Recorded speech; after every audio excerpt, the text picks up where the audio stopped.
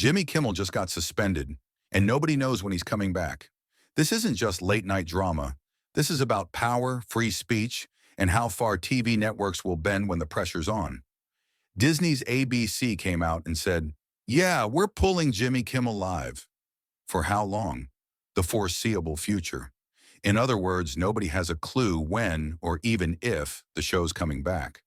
So what lit this whole fire? It started with Kimmel's sharp comments about the killing of conservative activist Charlie Kirk. On his monologue, he blasted Trump's movement for using Kirk's death as a political talking point. And let's just say, the MAGA crowd was not laughing. Kimmel even went after Vice President J.D. Vance, calling his claims complete nonsense. That was the spark that turned into a wildfire. Within days, the walls started closing in. Nexstar, the second biggest station owner in America, said no more Kimmel. Then Sinclair piled on and replaced his slot with a tribute to Kirk. And just when you thought it couldn't get crazier, boom.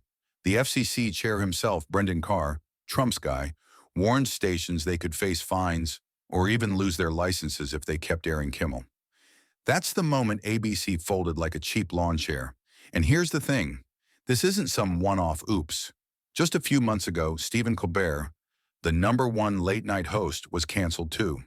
Trump actually celebrated Kimmel's downfall online and even hinted he wanted NBC to dump Fallon and Seth Meyers next.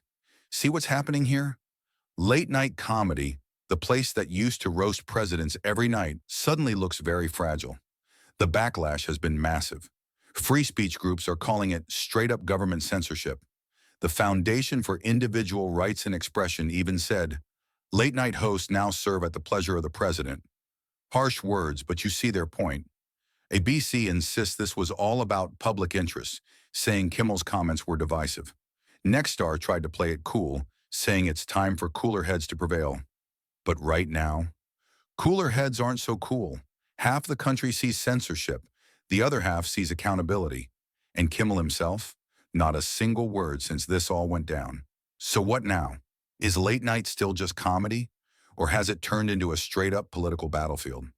Because here's the scary part.